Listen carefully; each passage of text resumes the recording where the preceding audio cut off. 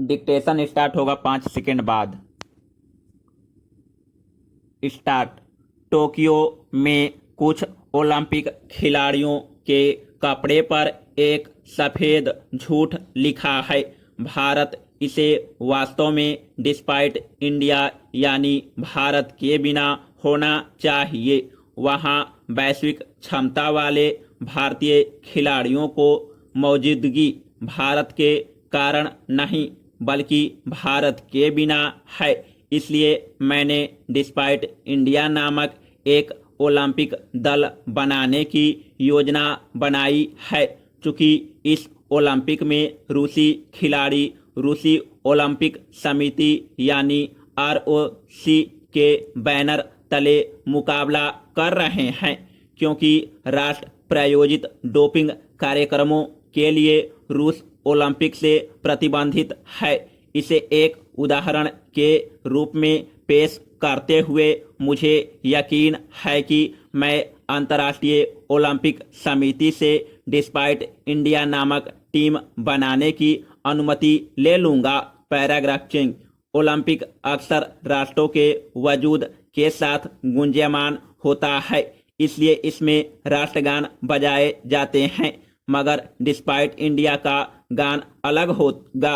इसमें ईमानदारी होगी और एक ऐसे राष्ट्र को समर्पित आक्रामक रैप होगा जो गरीबों के प्रति क्रूर है, जहां बच्चों के पास प्रतिस्पर्धी खेलने की कोई सुविधा नहीं है, जिसके अधिकांश स्टेडियम दुखदायी हैं, जिनमें खेल देखने का अनुभव दुनिया में सबसे बुरा है, जहां के अधिकांश शहरों में खिलाड़ियों के आधुनिक प्रशिक्षण, वैज्ञानिक सलाह या उनकी स्वास्थ्य देखभाल का अभाव है।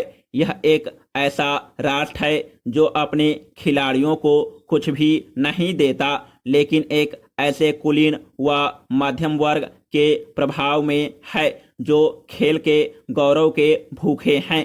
Paragraph change.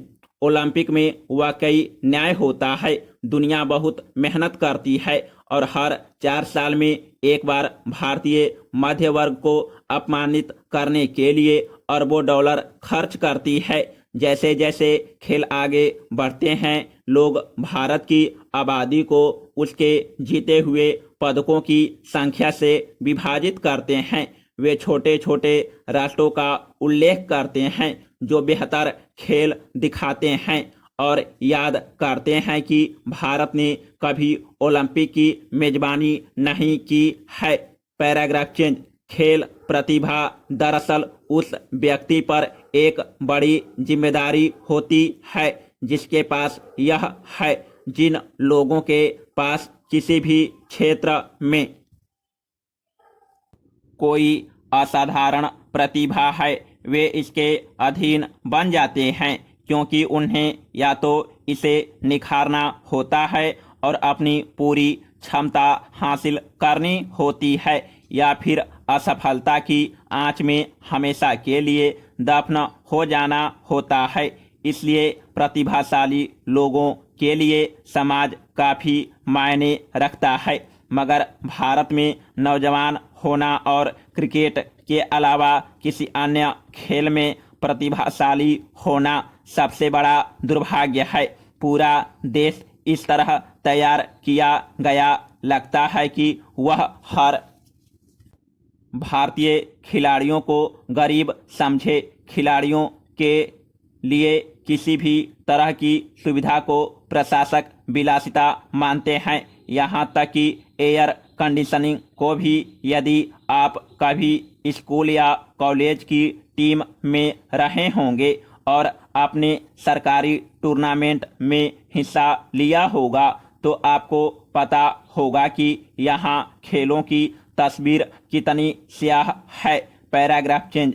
आलम यह है कि दिल्ली जैसे महानगर में भी एथलेटिक्स और तैराकी प्रतियोगिताओं साधनहीन, गंदे व अराजक माहौल में आयोजित की जाती है।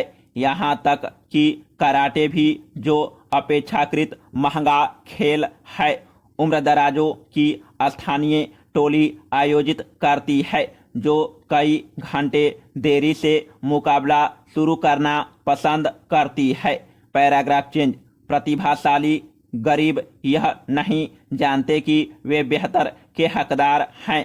समय पर शुरू होने वाले टूर्नामेंट आयोजित कराना, खिलाड़ियों को बोतलबंद पानी उपलब्ध कराना, बेकाम रेलवे डिब्बों के बजाय होटलों में ठहराना, सूर्य की तपती गर्मी में अपनी बारी का इंतजार करने के बजाय छायादार जगहों पर बिठाना, लड़कियों की सुरक्षा की गारंटी और खेल प्रशासकों की ओछी राजनीति से बचाना उनके देश के लिए बहुत आसान है। कई महिला खिलाड़ियों को तो हाल फिलहाल तक यह कहकर अपमानित किया जाता रहा कि वे पुरुष हैं। यह उनके लिए सदमे जैसा होता होगा, क्योंकि घरेलू करियर में कभी भी उनके टेस्टोस्टेरोन स्तर की जांच नहीं होती थी। इसे तब जांचा जाता था जब बड़ी अंतर्राष्ट्रीय प्रतियोगिताओं में वे भाग लेना शुरू करती थी। आज महिला खिलाड़ी इससे बच जाती हैं, क्योंकि विशेषकर महिला एथलीटों की परिभाषा को लेकर दुनिया में एक राय नहीं है और फिर कई खेलों में लिंग परीक्षण पर रोक भी लगा दी गई है। आप कह सकते हैं कि आज भारतीय खिलाड़ियों के लिए हालात बेहतर हुए हैं। मैं भी इससे सहमत हूँ, लेकिन हमें छोटे छोटे कामों के लिए अपने मुँह मियाँ मिट्ठू बनने से बचना चाहिए। सच यही है कि अन्य राष्ट्रों ने यहाँ तक कि मध्यम आय वाले देशों ने भी भारत की तुलना में बहुत तेज प्रगति की है। Paragraph change.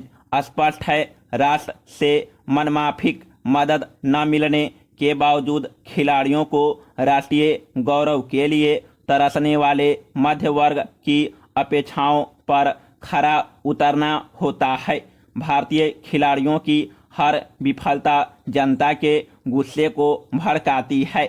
इसलिए हम दुनिया के अयोग्य समाजों में एक हैं, जिसमें अधिकांश लोग 50 मीटर भी नहीं दौड़ सकते, पर खिलाड़ियों को लेकर जबरदस्त आग्रही होते हैं, जबकि राजनेताओं और प्रशासकों के औसत रवैये के बावजूद खिलाड़ी वैश्विक स्तर पर पहुंचे होते हैं। असल में भारतीय राष्ट्रवाद देश को गौरवान्वित करने जैसे कठिन काम की जिम्मेदारी अमीरों द्वारा गरीबों को सौंपने की कयावद है।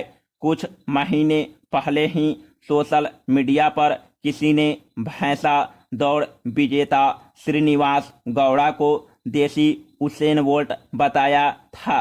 भैंसा दौड़ में एक धावक 2 बंधी भैंसों के साथ दौड़ता है। गौड़ा ने 142 मीटर की दूरी 13.42 सेकेंड में पूरी की थी। कुछ लोगों ने इस दौड़ का गुण भाग निकाला और घोषित कर दिया कि वह एक बड़े धावक हैं। नतीजन एक उन्माद फैल गया। राजनेताओं ने भी उन्हें बधाई दी। उन्हें राष्ट्रीय स्तर की स्प्रिंट, थोड़ी दूरी की तेज दौड़ ट्रायल के लिए बुलाया गया, मगर गौड़ा होशियार निकले। उन्होंने आने से मना कर दिया। वह जानते थे कि उनकी तेज दौड़ में भैंसों का भी योगदान था और इस तरह मनोरंजन कुशल देशभक्तों के लिए बनाए गए एक क्षणिक तमाशे से उन्होंने खुद को बचा लिया। Paragraph change. हालांकि पारंपरिक स्प्रिंट में गौड़ा से कहीं अधिक प्रतिभाशाली तमाम धावकों को ट्रायल में भाग लेना पड़ता है और उनमें से कुछ को वह नीली जर्सी मिल ही जाती है जिस पर एक सफ़ेद झूठ लिखा होता है।